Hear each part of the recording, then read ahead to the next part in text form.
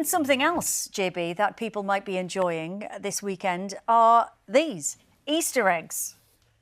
But the cost of these bad boys is on the rise. You can, of course, shop around for budget options, but we bought this one a year ago. It's still good. I checked the date. £2.95 a year ago. It is now on sale for an extortionate £4.50, an increase of over 50%. Wow, the cheek. And the rising price of chocolate is something Chris Bavin has been looking into as he exclusively headed to a factory in North Yorkshire to find out how chocolate makers are coping. Cocoa costs have hit record highs in the last 3 years, forcing some brands to shrink their products. Celebration tubs have shrunk by almost a quarter, and Cadbury's dairy milk is 10% smaller, but nearly 50% more expensive. Thankfully, we are now finally starting to see prices return to their near historic level. I'm keen to find out how chocolate manufacturers have coped in this volatile market, and possibly more importantly, when us, the consumer, might start to see some prices come down. Have you noticed anything about chocolate bars recently? Smaller and the cost of them. A good one for me is chocolate oranges. Yeah. It used to be like 99p. Now it's best part of £2.5. I'm at Whitakers in North Yorkshire, a chocolate maker spanning 4 generations. Today on the line is their top seller, the Mint Crisp. I'm with CEO William.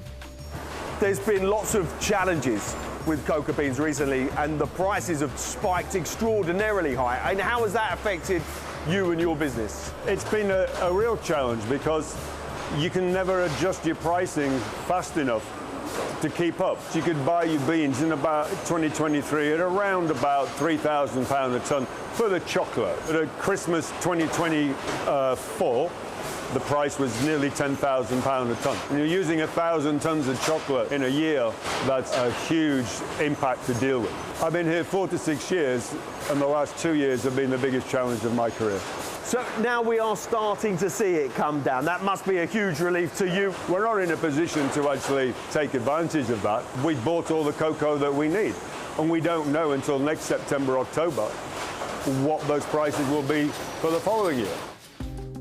Dr. Tonya Lander of the University of Oxford says there were a number of reasons for the prices of cocoa rising initially. Climate change, diseases of the trees, but also trade tariffs, and then also interesting shifts between cocoa market and cocoa production meant that it was just a really poor year. What's happening now to reduce these prices? And a big part of that is simply that the yield this year is expected to be more like a normal yield rather than the very low yields that we saw in 24 and 25. But we're still expecting some reduction in availability because cocoa producers, many of them, sold their land for gold mining as a way of stabilizing their own incomes. Cocoa trees thrive in tropical climates. They need consistently warm temperatures and high humidity to grow well. I'm keen to know if it could be grown closer to home. We do grow cocoa trees in the UK in glasshouses, but large-scale production isn't viable simply because of the sort of energy requirements of maintaining big glasshouses at the temperatures and humidities that they need. Guildford-based New Cocoa have found another way to tackle the rising prices by creating a cocoa alternative using fava beans that look and taste surprisingly close to chocolate. Back in Yorkshire, one way William is adapting is by investing in this. So, welcome to the nut production facility.